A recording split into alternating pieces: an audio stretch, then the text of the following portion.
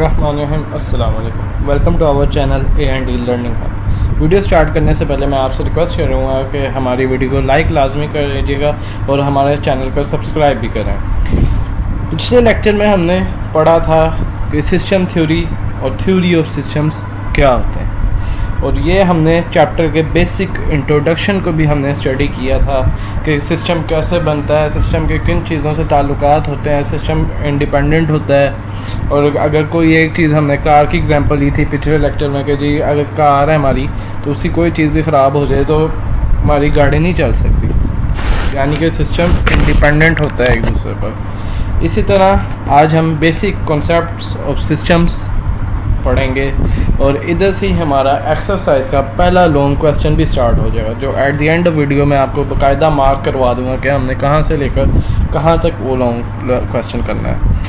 इस बुक की ये खासियत है कि इसमें कुछ लॉन्ग क्वेश्चन ऐसे हैं कि वो थोड़े से लेंथी लॉन्ग क्वेश्चन है, लेकिन फिर भी मेरी कोशिश होगी मैं आपको मैक्सिमम शॉर्ट करवा दूँ लॉन्ग को भी, कि जितना हम अच्छा लिखें लेकिन हो लेंथ में नॉर्मल लेंथ हो, बहुत लंबा ना करना पड़े। ठीक हो गया। मवाद हमारा अच्छा होना चाहिए, मवाद अच्छा हो तो हमें मार्क्स दे दिए जाते हैं। तो आज भी इसी तरह हमारे कुछ टॉपिक्स हैं, इंपॉर्टेंट टॉपिक्स हैं। बेसिक कॉन्सेप्ट्स ऑफ सिस्टम्स आज हम पढ़ेंगे, उसके बाद हम ऑब्जेक्टिव्स पढ़ेंगे, उसके बाद हम टाइप ऑफ सिस्टम ऑब्जेक्टिव्स पढ़ेंगे, उसके बाद हम पढ़ेंगे जी कंपोनेंट्स, इन्वायरमेंट, कम्युनिकेशन, इन्वायरमेंट की प्रॉपर्टीज़ क्या होती हैं, और सिस्टम इंटरेक्शंस।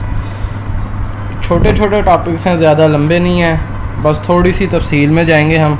अब जैसे जैसे हम चैप्टर में आगे जाए जा रहे हैं तो हम ऐसा ऐसा मेजर चीज़ों की तरफ आ रहे हैं, सिस्टम बनाने की तरफ आ रहे हैं। लेकिन ये अभी तो हमारे बेसिक ये भी हमें बता रहा है सारा कि सिस्टम कैसे बनता है, हम एग्जांपल्स दे रहे हैं, इन्वायरमेंट की लेकर दे रहा है। लेकिन जैसे हमने हमारे चैप्टर ने आगे बढ़ना है, at the mid of chapter बाकायदा वो हमें सिखाएगा CPU का सिस्टम कैसे बनता है। हमारे पास वॉन न्यूमन कंप्यूटर डिज़ाइन आएगा, एक बाकायदा एक टॉपिक है, लॉन्ग क्वेश्चन भी है उसमें से, शॉर्ट भी आता है, वॉन न्यूमन कंप्यूटर आर्किटेक्चर। पहले तो ये टॉपिक होता था जी 11th क्लास में, लेकिन अब चूँकि न्यू बुक है तो उन्होंने 9th में ही ऐड कर दिया हुआ है। चलो जी हम अब आज की वीडियो स्टार्ट करते हैं। पहला टॉपिक है हमारे पास basic concept of system. System की हमने डेफिनेशन पढ़ी थी। सिस्टम का मतलब है एक ऐसा ग्रुप या सेट ऑफ रिलेटेड पार्ट्स जो एक दूसरे के साथ काम करके एक मकसद अचीव करें, कॉमन गोल अचीव करें। यही सिस्टम का कॉन्सेप्ट होता है। हर सिस्टम के पार्ट्स एक दूसरे से कनेक्टेड होते हैं, अगर एक पार्ट फेल हो जाए तो पूरा सिस्टम अफेक्ट होता है। वही जो हमने थ्योरी ऑफ सिस्टम्स में पढ़ी है, वही बेसिक कॉन्सेप्ट में भी वही बात आ जाती है। एग्जांपल, कार एक सिस्टम है, engine, tyre, brake, steering, fuel system सब मिलकर कार को चलाते हैं। अगर ब्रेक्स फेल हो जाएं तो पूरे सिस्टम का परफॉर्मेंस गिर जाता है। इसी तरह अब हम देखते हैं जी कि हमारी बुक में उसने थ्योरी में क्या बताया है। आज थ्योरी हमने जैसा कहा था मैंने कि पहले मैं आपको अपने अल्फाज में समझाऊंगा और फिर हम उसकी बाकायदा बुक की थ्योरी से पढ़ेंगे। वो कहता है जी a system is described by its objectives, components, communications among components and environment in which it works.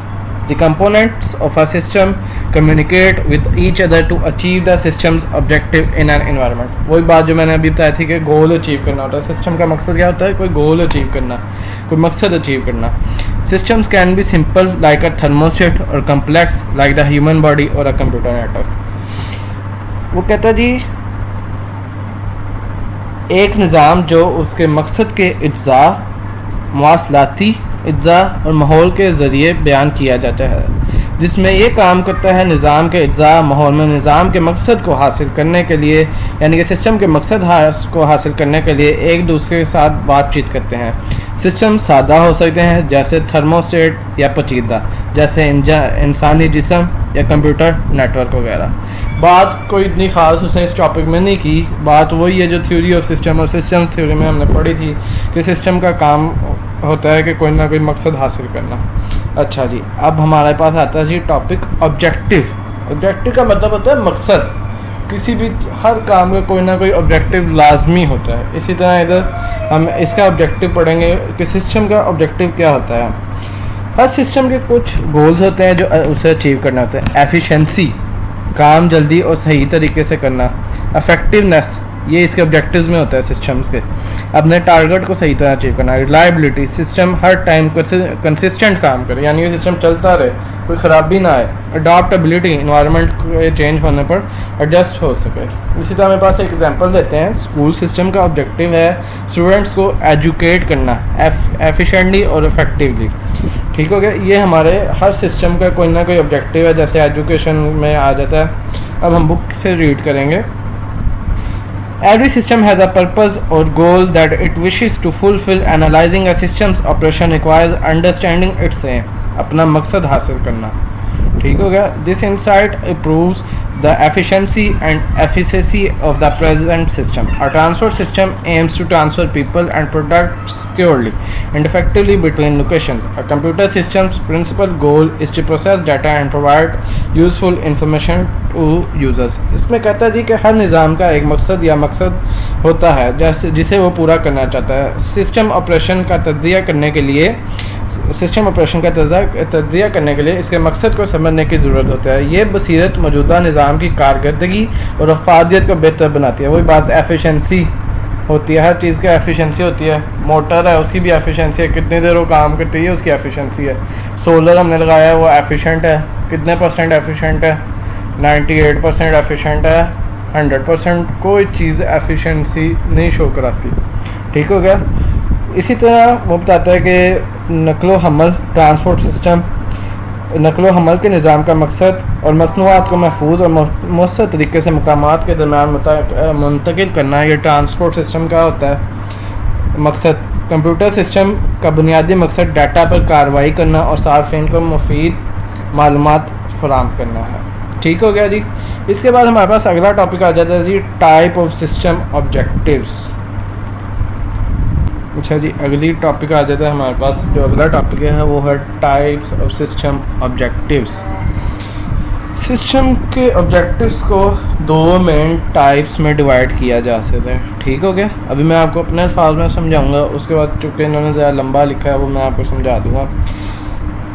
दो टाइप्स होते हैं किसी भी सिस्टम के, दो ऑब्जेक्टिव्स होते हैं। एक होता है प्राइमरी ऑब्जेक्टिव, दूसरा होता है सेकेंडरी ऑब्जेक्टिव। ठीक हो गया। ये दो ऑब्जेक्टिव्स होते हैं, मेन ऑब्जेक्टिव्स दो किसी भी सिस्टम के। जो मेन काम सिस्टम का होता है वो होता है primary objective. Example, bank system का प्राइमरी ऑब्जेक्टिव ट्रांजैक्शंस और अकाउंट्स मैनेज करना है। इसी तरह दूसरा जो होता है वो होता है सेकेंडरी ऑब्जेक्टिव्स। सेकेंडरी ऑब्जेक्टिव में सपोर्ट का काम करते हैं लेकिन मेन काम नहीं होते। एग्जांपल, बैंक का सेकेंडरी ऑब्जेक्टिव कस्टमर सेटिस्फेक्शन को इम्प्रूव करना है। ये था हमारा टॉपिक सिस्टम ऑब्जेक्टिव। ठीक हो गया। अब इसे मैं आपको बाकायदा बुक से हम पढ़ेंगे कि वो हमें क्या समझाता है। Systems can have different objectives depending on their nature and purpose. Common objectives include निज़ामों के सिस्टम्स की अपनी नौइयत और मकसद के लिहाज से मुख्तलिफ मकासद होते हैं। कॉमन ऑब्जेक्टिव्स होते हैं, मुश्तरका मकासद होते हैं। मुश्तरका मकासद में कहता है शामिल है information processing, supporting other systems, achieving specific goals, और इसके बाद आता है जी हमारे पास बस यही तीन हमारे पास आते हैं। ठीक हो गया। Information processing, collecting, storing, processing and distributing information. For example, a computer system processes user data to produce meaningful outputs. The human brain processes information received by the human senses to perceive the environment. इसमें वो कहता है मिसाल के तौर पर मालूमात को जमा करना, इसको सेव करना, प्रोसेसिंग करना और तकसीम करना। एक कंप्यूटर सिस्टम बामायनी नताइज पैदा करने के लिए सारिफ के डाटा पर कार्रवाई करता है। इंसानी दिमाग माहौल को समझने के लिए इंसानी हवास के ज़रिए मौसूल होने वाली मालूमात पर कार्रवाई करता है। यानी कि अब हम किसी चीज़ को हाथ लगा है, कोई हमें अजीब सी चीज़ देखती है तो हमारा दिमाग फिर उस पर कहता है जी क्या चीज़ है, सोचता है। अब करंट जब महसूस होता है, करंट लगे खुदा ना खास्ता किसी को, तो पता लगता है, दिमाग को पता लग जाता है ये क्या हो रहा है। थोड़ी देर वो सोचेगा, उस सेकंड ही सोचेगा, पता लगेगा मुझे करंट लग रहा है। पहले एकदम तो किसी को कुछ समझ नहीं आता, तो लेकिन ऐसा ब्रेन जब प्रोसेस करता है तो इंसान को समझ आ जाता है। ठीक हो गया। अगला जो हमें वो कहता है जी सपोर्टिंग अदर सिस्टम्स, दूसरे सिस्टम्स को सपोर्ट करना। प्रोवाइडिंग अ प्लेटफॉर्म और infrastructure for other systems to work. For example a cell phone provides a platform to run different applications. The sun provides energy to all species on earth to live.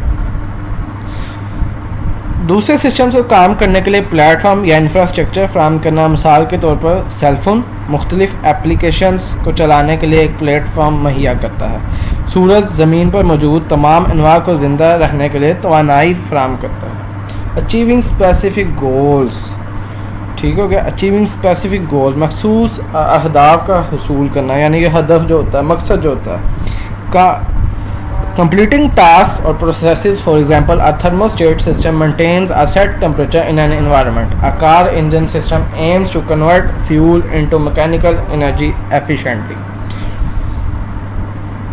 कामों या अमल को मुकम्मल करना, मिसाल के तौर पर थर्मोस्टेट सिस्टम माहौल में एक मुकर्ररा दर्जा हरारत को बरकरार रखता है। कार के इंजन के निज़ाम का मकसद ईंधन को मिकानी तवानाई में मौसर तरीके से तब्दील करता है। ठीक हो गया। ये थे हमारे टाइप्स ऑफ सिस्टम ऑब्जेक्टिव्स। ठीक हो गया। इसके बाद हमारे पास आ जाता है कंपोनेंट्स, अज्जा। शॉर्ट क्वेश्चन भी बन सकता है, वो एट द एंड में आपको बताऊंगा। चूँकि हमने जब लॉन्ग कर लेना तो उसी से हमारे शॉर्ट भी कवर हो जाने हैं। लॉन्ग में ये सारा कुछ हमने पढ़ना है, तो इसीलिए फिर वो ऐसा हमें मसला नहीं होगा, उन्हीं में से हमारे शॉर्ट भी कवर हो जाएंगे। कंपोनेंट्स ऑफ सिस्टम क्या होते हैं, पहले मैं आपको अपने अल्फाज में बताऊँगा। हर सिस्टम के कुछ ना बेसिक कंपोनेंट्स होते हैं। इनपुट, जो सिस्टम को काम करने के लिए दिया जाता है, एग्जांपल कार का फ्यूल। प्रोसेस, इनपुट को आउटपुट में कन्वर्ट करने का प्रोसेस होता है, एग्जांपल इंजन फ्यूल को मोशन में कन्वर्ट करता है। आउटपुट प्रोसेस का रिजल्ट होता है। फीडबैक, आउटपुट का रिव्यू ताकि इंप्रूवमेंट्स की जा सकें, स्पीडोमीटर से स्पीड चेक करना। कंट्रोल, रूल्स या इंस्ट्रक्शंस जो सिस्टम को रेगुलेट करते हैं। इसे हमें डायग्राम में भी समझाया है, वो भी मैं आपको बाकायदा पूरी डायग्राम समझाऊंगा अभी। अब हम इसे बाकायदा पढ़ते हैं। Components are building blocks of any system. Each components plays a specific role and contributes to the overall functionality of the system. Understanding the role of each component of the system is essential to understand how the entire system works. This helps in identifying problems, improving performance and defining system design. Smooth and proper working of these components together ensure the system meets its objective. Itza components यानी कि Itza किसी भी निज़ाम की तमीर के blocks होते हैं। हर Itza का एक मखसूस किरदार अदा करता है और निज़ाम की मजमूई फ़ालियत यानी कि चलने में हिस्सा डालता है। निज़ाम के हर जुज़ के किरदार को समझना, ये समझने के लिए ज़रूरी है कि पूरा निज़ाम कैसे काम करता है। इससे मसाइल की निशानदही, कारकर्दगी को बेहतर बनाने के लिए और निज़ाम के डिज़ाइन को बेहतर बनाने में मदद मिलती है। इन अज्जा का हमवार और मुनासिब काम एक साथ बात को यकीनी बनाता है कि निज़ाम अपने मकसद को पूरा करता है, अपने ऑब्जेक्टिव्स को हासिल करता है। इसके साथ ही ये डायग्राम दी हुई है, उसने हमें CPU की डायग्राम समझाने की कोशिश की है कि कैसे एक CPU काम करता है। सबसे पहले इनपुट, ये प्रोसेसिंग हो रही है हमारी, और फिर प्रोसेसिंग के बाद हो जाता है आउटपुट की तरफ। ठीक हो गया। इनपुट, यहाँ से हम कंप्यूटर को डाटा देंगे, इंस्ट्रक्शन देते हैं, एग्जांपल कीबोर्ड से लिखना, माउस से लिखना, स्कैनर का डाटा। ये डाटा प्रोसेसिंग के लिए CPU को भेजेगा।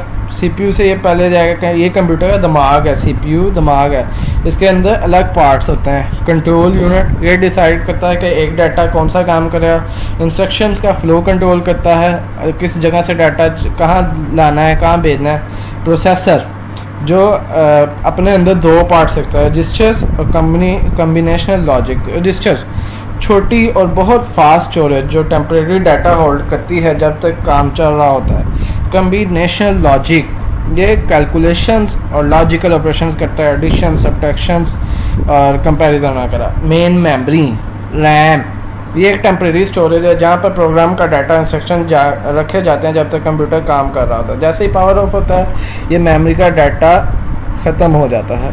इसके बाद आ जाती है, ये सारा काम होना है, इनपुट में जाना है। पहले इनपुट से वो डाटा जाएगा कंट्रोल यूनिट, कंट्रोल यूनिट आगे प्रोसेसर को भेजेगा, प्रोसेसर वर्किंग करेगा, फिर रजिस्टर्स के पास चला जाएगा डाटा, रजिस्टर्स से फिर कम्बिनेशन लॉजिक में भी जा सकता है, रजिस्टर्स वर्किंग करेगा, कम्बिनेशन लॉजिक से फिर मेन मेमोरी में चला जाएगा।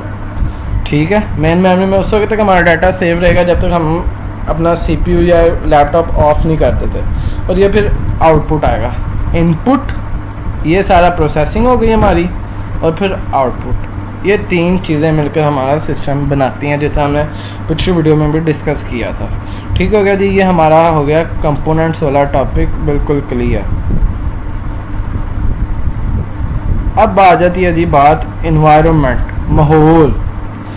हमने पिछली वीडियो में भी डिस्कस किया था कि माहौल हर चीज़ में अपना मुकाम रखता है। माहौल बहुत इम्पोर्टेंट फैक्टर समझ है। इन्वायरमेंट का मतलब होता है सिस्टम के बाहर जो फैक्टर्स हैं जो सिस्टम्स को अफेक्ट करता है। प्रॉपर्टीज़ इसकी होती हैं कुछ। ओपन इन्वायरमेंट जो सिस्टम से इंटरेक्ट करता है, एग्जांपल मार्केट ट्रेंड्स बिजनेस को अफेक्ट करते हैं। क्लोज इन्वायरमेंट जो ज़्यादा इंटरेक्ट नहीं करता है। डायनामिक, ठीक है, इधर दो टाइप जो दिए हैं, डायनामिक टाइम के साथ चेंज होता है, और स्टैटिक ज़्यादा चेंज नहीं होता। ठीक हो गया। इसके साथ ही डिटर्मिनिस्टिक और नॉन डिटर्मिनिस्टिक भी है। आइए अब हम बाकायदा इसकी बुक से रीडिंग करते हैं। The environment of system includes everything external to the system that interacts with it. It consists of all external factors that affect the system's operation.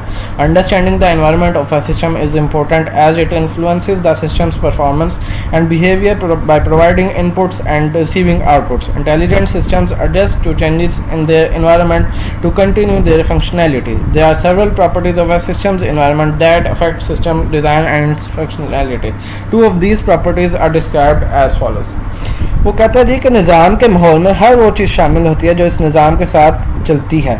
ये तमाम बैरूनी अवामिल पर मुश्तमिल होता है, एक्सटर्नल बाहर के जो होते हैं जो निज़ाम के काम को मुतासिर करते हैं। सिस्टम के माहौल को समझना ज़रूरी है क्योंकि ये इनपुट फराहम करने और आउटपुट्स वसूल करके सिस्टम की कारकर्दगी और रवैये को मुतासिर करता है। ज़हीन निज़ाम अपने फ़ालियत को जारी रखने के लिए अपने आगे वो कहता है जी कि ज़हीन निज़ाम इंटेलिजेंट सिस्टम जो होता है वो चेंजेस के साथ एडजस्ट हो जाता है, यानी कि वो समझ जाता है कि अपनी फ़ालियत को जारी रखने के लिए अपने माहौल में होने वाली तब्दीलियों को एडजस्ट कर लेता है। सिस्टम के माहौल की कई खसूसियात होती हैं जो सिस्टम के डिज़ाइन और उसकी फ़ालियत को मुतासिर करते हैं। इनमें से दो खसूसियात को बयान किया गया है और वो होती हैं स्टैटिक और डायनामिक। स्टैटिक और डायनामिक में ना एक चीज़ आपने याद रखनी है, जब भी वर्ड स्टैटिक आएगा तो इसका मतलब होगा अनचेंज, और जब डायनामिक आएगा तो इसका मतलब होगा चेंज। ठीक है, और ये बड़ा इंपॉर्टेंट शॉर्ट क्वेश्चन बनते हैं, difference between static and dynamic environment, या राइट एनी टू प्रॉपर्टीज़। ठीक है, ये पूरा ये स्टैटिक वाला लिखेंगे और डायनामिक। इसी तरह difference between deterministic versus non deterministic, ये दोनों डिफरेंसेस हैं, शॉर्ट क्वेश्चंस के लिए इंपॉर्टेंट है। ठीक हो गया। स्टैटिक डायनामिक में वो कहता है जी the environment remains unchange. Static में कहता है the environment remains unchange unless the system provides an output. There are no changes occurring in the environment while the system is working internally. माहौल उस वक्त तक तब्दील नहीं होता जब तक कि आउटपुट फ्राहम ना करे, जब तक कि निज़ाम आउटपुट फ्राहम ना करे। जब निज़ाम अंदरूनी तौर पर काम कर रहा हो तो माहौल में कोई तब्दीलियाँ नहीं होती। इसी तरह डायनामिक में कहता है माहौल निज़ाम की पैदावार से अजानदाना तौर पर तब्दील हो सकता है, ऊपर तब्दील नहीं हो सकता लेकिन इधर तब्दील हो सकता है। निज़ाम को माहौल में वक्त के साथ साथ होने वाली तब्दीलियों का हिसाब देना चाहिए। ठीक हो गया। डायनामिक में माहौल चेंज हो सकता है, ठीक है, और ऊपर वो स्टैटिक में चेंज नहीं हो सकता, फिक्स है। ठीक हो गया। इसी तरह deterministic system. A deterministic system is characterized by its fully known and certain impact of its output on the environment. एक डिटर्मिनिस्ट सिस्टम की खसूसियत है कि इसके माहौल पर इसकी पैदावार के मुकम्मल तौर पर मालूम और मखसूस असर से होती है, और नॉन डिटर्मिनिस्टिक गैर मुतय्यन। The impact of the system's output on the environment is characterised by inherent uncertainty, randomness और प्रोबेबिलिटी। माहौल पर निज़ाम की पैदावार का असर मौरूसी, गैर यकीनी सूरत हाल, बेतरतीबी या इम्कान से होता है। ठीक हो गया। प्रोबेबिलिटी मतलब इम्कान। इसके बाद हमारे पास अगला जो टॉपिक है वो है जी कम्युनिकेशन, मुवासलात। कम्युनिकेशन को उर्दू में कहते हैं मुवासलात, एक दूसरे से रब्ता करना।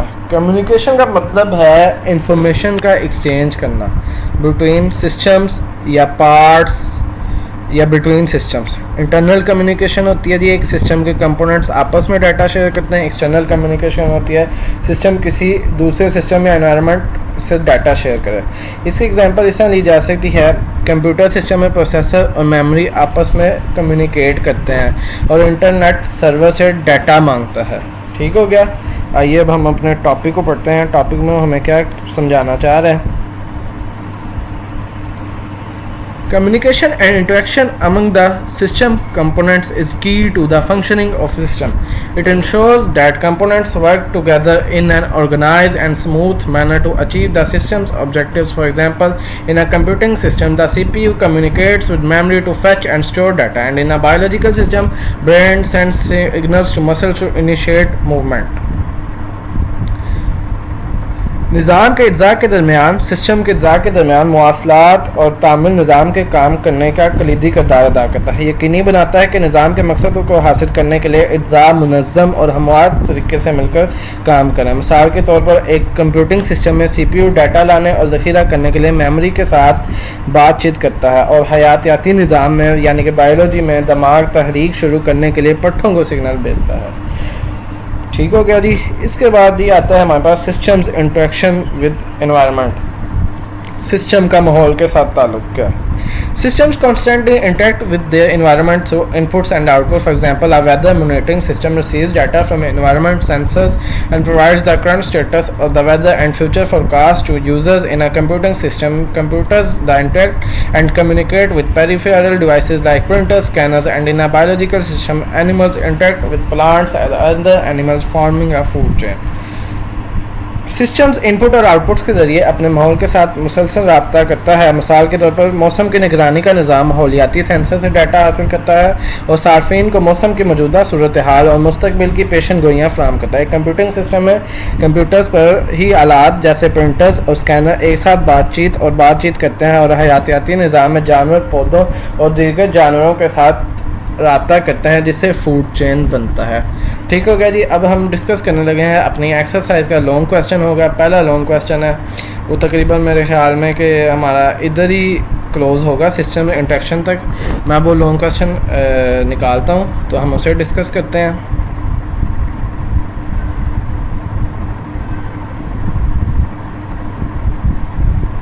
अगला जो हमारा टॉपिक होगा वो होगा हमारा टाइप्स ऑफ सिस्टम, जो कि हमने स्टार्टिंग में पढ़े थे। नेचुरल सिस्टम, आर्टिफिशियल सिस्टम, उसको फर्दर वो हमारे साथ डिस्कस करेगा कि जी कौन कौन सा सिस्टम है इसमें। उसके बाद जो हमारा मेन जो इस चैप्टर को मकसद है बनाने का वो शुरू हो जाएगा और वो होगा हमारा CPU। ठीक हो गया। ये जो हमने पढ़ा है उसके बाद हमारा वॉन न्यूमन होगा और उसकी वर्किंग होगी, कैरेक्टरिस्टिक्स हम डिस्कस करेंगे और इसके साथ साथ कंप्यूटिंग सिस्टम को हम डिटेल में डिस्कस करके अपना चैप्टर क्लोज़ कर देंगे। मेरी कोशिश है कि हम अगली 3 वीडियोस में अपना चैप्टर को क्लोजिंग की तरफ ले जाएं और हम ताकि अगले चैप्टर और इसकी एक्सरसाइज क्लोज करके अगले चैप्टर की तरफ चलें। अच्छा, पहला लॉन्ग आता है हमारे पास define and describe the concept of a system, fundamental components, objectives, environment and methods of communication within the system. ठीक हो गया। अच्छा जी, अब हम इसके लॉन्ग क्वेश्चन की मैं मार्किंग करवाने लगूँ। जो हमारे पास एक्सरसाइज में पहला लॉन्ग क्वेश्चन है ना वो है जी define and describe the concept of a system, explain the fundamental components, objectives, environment and methods of communication within a system. अच्छा, इससे है कि अभी तो हम पूरा लॉन्ग करेंगे, लेकिन हो सकता है वो इन एग्जामिनेशन आपसे सिर्फ पूछ रहे explain the objectives with in a system, explain the environment with in a system, कोई एक चीज़ या 2 चीज़ें पूछे, क्योंकि अगर ये सारा कुछ पूछे तो लॉन्ग बहुत ज़्यादा लेंथी हो जाता है। लेकिन फिर भी हम सारा ही पढ़ेंगे। जो basic concept of a system जो पहले उसने पूछा है, define and describe the basic concept of a system. Basic concept वाला ये जो पूरा पैराग्राफ मैंने मार्क किया ना, ये सबसे पहले लिख देंगे। हमने तरतीब वही रखनी है जो उसने इन क्वेश्चन रखेगा। उसके बाद उसने कहा फंडामेंटल कॉन्सेप्ट कंपोनेंट्स, तो हम कंपोनेंट्स वाले पर आ जाएंगे। कंपोनेंट्स में हम ये फर्स्ट लाइन से स्टार्ट करेंगे और ये हम इसे रिफाइनिंग सिस्टम डिज़ाइन तक लिखेंगे। ठीक हो गया। ये मैं आपको दिखा दूँ, तो मैंने जिधर जिधर तक मार्क किए हैं रिफाइनिंग सिस्टम डिज़ाइन, इधर तक हम इसे रखेंगे। जिधर आपको कर्सर नज़र आ रहा ना, साथ ही साथ ना डायग्राम भी ज़रूर बनानी है, क्योंकि डायग्राम आपके जो पेपर में ना खूबसूरती डाल देती है। इससे एग्जामिनर को पता लग जाता है तो कि जी बच्चे को आता है, कुछ ना कुछ आता है, उसने कुछ ना कुछ किया है। In coming days near to your exams हम बाकायदा मैं आपको वीडियो बनाऊंगा जिसमें मैं बताऊंगा कि लॉन्ग क्वेश्चन को अटैम्प्ट कैसे करना है, हमने कैसे लॉन्ग क्वेश्चन को खूबसूरत बनाना है। अच्छा जी, उसके बाद कंपोनेंट्स के बाद वो कहता है जी ऑब्जेक्टिव्स। ऑब्जेक्टिव्स पहले हम शुरू करेंगे एवरी सिस्टम से हम शुरू करेंगे, और इसे हम थर्ड लाइन में प्रेजेंट सिस्टम तक लिखेंगे। आगे लिखेंगे for example a computer systems goal, ये वाला लाइन आखिरी लाइन लिख देंगे। Types of system objectives heading डाल देंगे, क्योंकि ये एक सेपरेट लॉन्ग भी बना सकता है जी।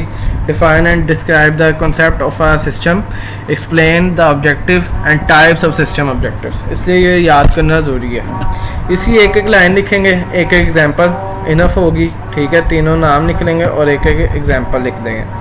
उसके बाद वो कहता है जी इन्वायरमेंट, क्योंकि उसे एक लॉन्ग में देख रहा हूँ, उसे सही उसे ना लंबा बना दिया है, कॉम्प्रिहेंसिव सा लॉन्ग पूछ लिया है। इन्वायरमेंट में हम ये जिधर तक मैंने मार्क किया हुआ है द इन्वायरमेंट से स्टार्ट करेंगे और इधर फंक्शनैलिटी पर इसे एंड करेंगे। आगे लिखेंगे two of these properties are as, ठीक है, described as follow, static versus dynamic और डिटर्मिनिस्टिक वर्सेस नॉन डिटर्मिनिस्टिक। ये भी मैं बताया शॉर्ट क्वेश्चन भी आ सकता है और लॉन्ग भी आ सकता है। हो सकता है आपसे सिर्फ पूछ रहे explain the environment with in the system, तो हम फिर इसके सारा ये वाला लिखेंगे और इसके आगे ये चारों जो उसने प्रॉपर्टीज़ बताई हैं वो लिख देंगे, ठीक है। उसके बाद कहते हैं जी methods of communication within the system. Communication वाली ये पूरा लिखेंगे, क्योंकि उसने मेथड्स ऑफ कम्युनिकेशन पूछा, तो ये सारा ही हमारे पास कम्युनिकेशन का मेथड आ जाता है। और इसके बाद ये हेडिंग दे देंगे systems interaction with in the environment. इसकी हम ये पहली लाइन लिखेंगे और इसके बाद इन कंप्यूटिंग सिस्टम से स्टार्ट करके हम इसे फूड चेन तक एंड कर देंगे, ठीक हो गया। तरतीब हमने वो देनी है जो बुक में पूछी है, ठीक है। बाकी ये मेरे लिहाज से अगर मैं पेपर बनाऊँ तो ये सेपरेट लॉन्ग बनता है। Define components with in the system, environment with in the system, कोई एक चीज़ भी पूछ सकता है, हो सकता है वो पूरा ही लॉन्ग दे दे। It only depends on your examiner, जो आपका पेपर बनाएगा ये उस पर डिपेंड करता है, ठीक हो गया जी। वीडियो को एंड करने से पहले मैं आपसे रिक्वेस्ट करूँगा कि हमारे चैनल को सब्सक्राइब लाजमी कीजिएगा। अब अगली इंशाल्लाह हमारी वीडियो होगी टाइप्स ऑफ सिस्टम्स पर, ठीक है। उसे हम डिटेल से पढ़ेंगे, क्या हमारे पास टाइप्स हैं सिस्टम्स की। उसके बाद हम अब फर्दर CPU की तरफ जा रहे हैं इंशाल्लाह। और वीडियो एंड करने से पहले मैं दोबारा रिक्वेस्ट करूँगा कि हमारे चैनल को सब्सक्राइब लाजमी करें, वीडियो को लाइक करें और शेयर भी करें। Thank you so much for watching this video. अल्लाह हाफिज़।